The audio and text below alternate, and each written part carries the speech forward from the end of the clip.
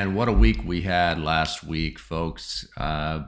Massive market sell-off on Monday and then volatility throughout the week. But where we ended up was surprisingly almost in the same spot we began. So really, all in all, not a bad week considering the meltdown on Monday and subsequent recovery. So, and really and truly, it was, in my opinion anyway, a bit of an overreaction to some circumstances, but we'll talk a little bit more about that as we get into it.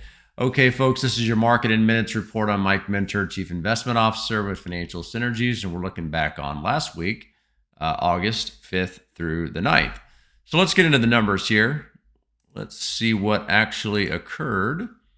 So where we ended up on the 5-day performance was the Dow just down about 0.5%, S&P relatively flat, Russell 2000 with small cap ended up down over 1%, Nasdaq roughly flat, and foreign developed markets down just a smidge. So all in all, what seemed to be a pretty muted, quiet week was filled with massive ups and downs, the worst being on Monday where stocks lost roughly 3%. So worst day we've had in quite a while, but honestly, probably overdue and a bit of an overreaction. And I think the markets realized that and recovered relatively quickly.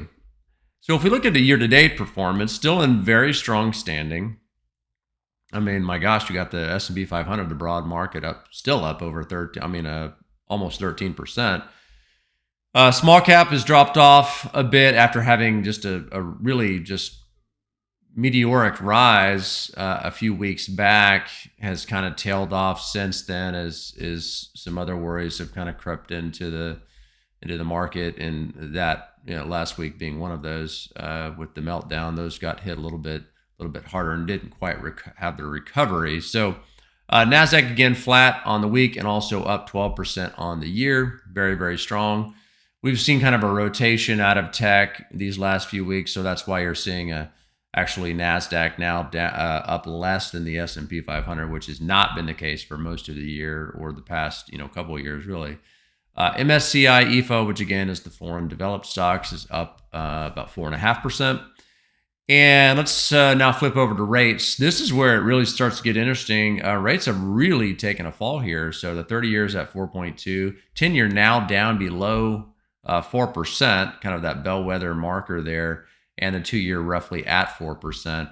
30-year mortgage has dropped off quite a bit, now in the 6s. I think it may have bounced back a little bit since this number was taken, but at one point was definitely down to actually a little bit less than 6.5% on a 30-year mortgage, like on a national average, which is a huge deal. That's a big drop off from over 8% just about a year ago. So nice to see that coming down for sure. So where we are here, so stocks stage a comeback. Monday was the worst day for the S&P and the Dow in nearly 2 years.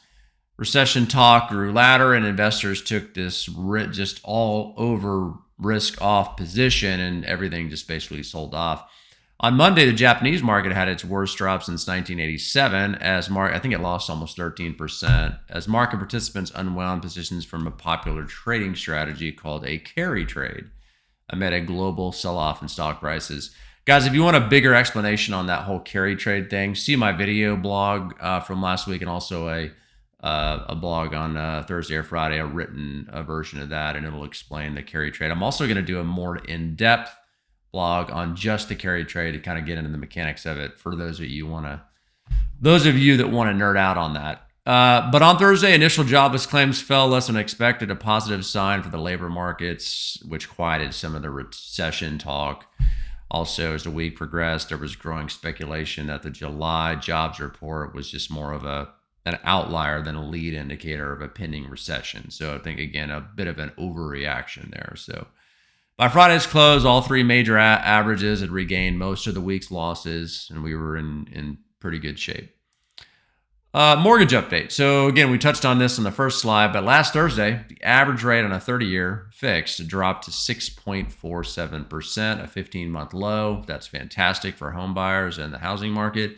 Many home buyers welcomed the news, and it appeared to help support Thursday's rally. As we know, housing is a huge component of our economy and growth, and so it's good to see that picking up a little steam there.